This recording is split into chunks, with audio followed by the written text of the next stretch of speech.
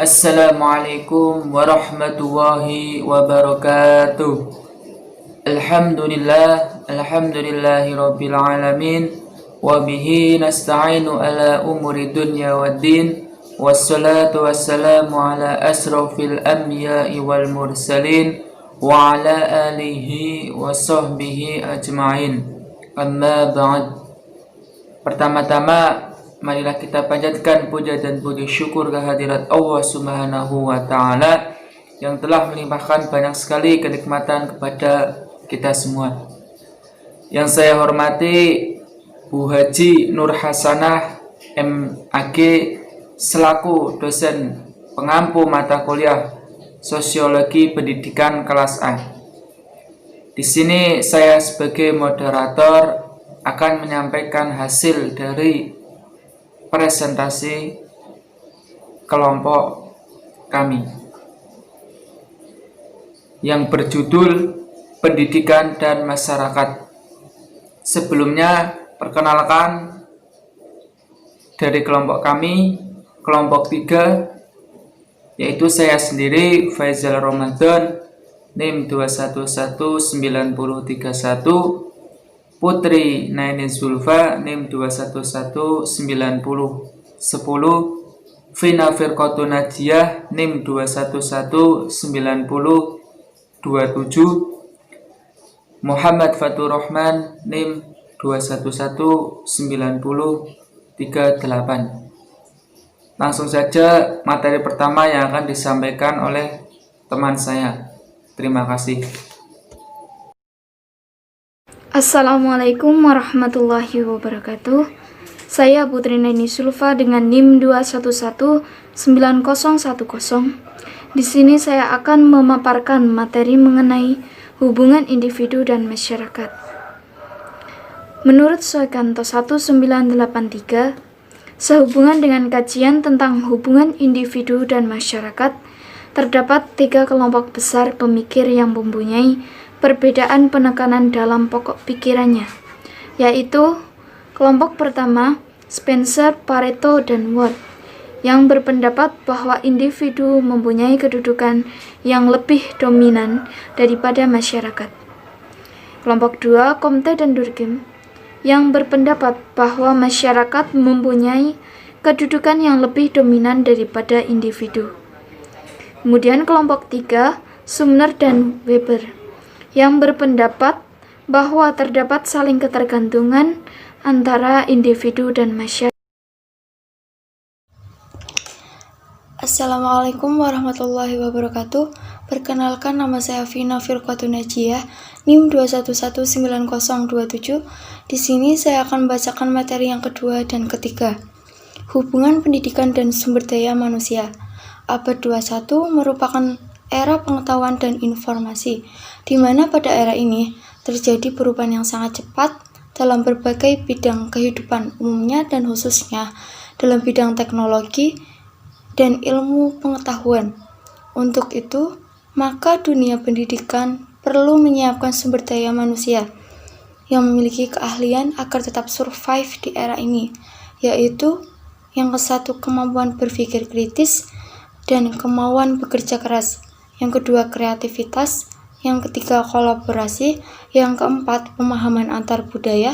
Yang kelima, komunikasi. Yang keenam, mengoperasikan komputer.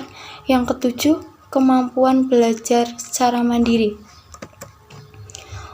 Kemudian, hubungan pendidikan dan lingkungan sosial. Sebagian besar lembaga pendidikan manusia sebenarnya menyangkut atau bertitik tolak pada informasi tentang lingkungannya, baik mengenai benda fisik dan komponen lingkungan itu.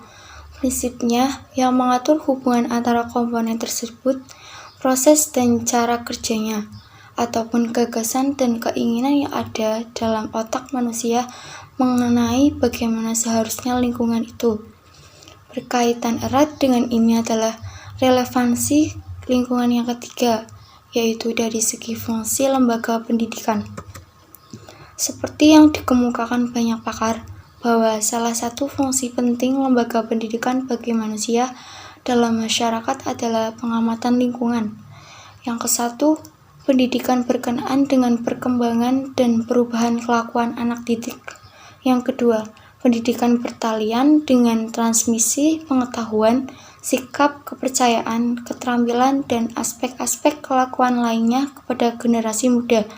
Yang ketiga, pendidikan adalah proses mengajar dan belajar pola-pola kelakuan manusia menurut apa yang diharapkan masyarakat. Terima kasih. Wassalamualaikum warahmatullahi wabarakatuh. Warahmatullahi wabarakatuh. Perkenalkan, nama saya Muhammad Fatur Rahman dengan NIM 2119038. Di sini saya akan memaparkan materi yang berjudul Fungsi Sekolah bagi Masyarakat. Fungsi sekolah bagi masyarakat yang pertama adalah sekolah mempersiapkan seseorang untuk mendapat suatu. Yang kedua, sekolah memberikan keterampilan dasar. Yang ketiga, sekolah membuka kesempatan memperbaiki nasib. Yang keempat, sekolah menyediakan tenaga pembangunan. Yang kelima, sebagai alat transmisi kebudayaan. Selanjutnya yaitu hubungan pendidikan dan pembaruan. Pendidikan dan pembaruan masyarakat, sebagian besar masyarakat modern memandang lembaga-lembaga pendidikan sebagai peranan kunci dalam mencapai tujuan sosial. Pemerintah bersama orang tua telah menyediakan anggaran pendidikan yang diperlukan secara besar-besaran untuk kemajuan sosial dan pembangunan bangsa.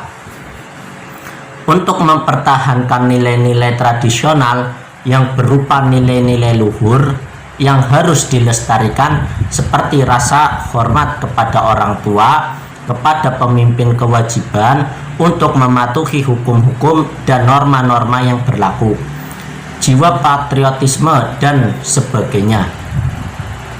Selanjutnya yaitu fungsi pendidikan dalam masyarakat. Yang pertama adalah fungsi sosialisasi. Yang kedua, fungsi kontrol sosial. Yang ketiga, fungsi pelestarian budaya masyarakat. Yang keempat, fungsi latihan dan pengembangan tenaga kerja. Yang kelima, fungsi seleksi dan alokasi. Yang keenam, fungsi pendidikan dan perubahan sosial. Yang ketujuh, fungsi reproduksi budaya. Yang kedelapan, fungsi difusi kultural. Yang kesembilan, fungsi peningkatan sosial. Dan yang terakhir adalah yang kesepuluh, fungsi modifikasi sosial. Sekian dari saya. Apabila ada kata-kata yang salah, mohon dimaafkan. Wallahul muwaffiq ila aqwamit thoriq. Wassalamualaikum warahmatullahi wabarakatuh.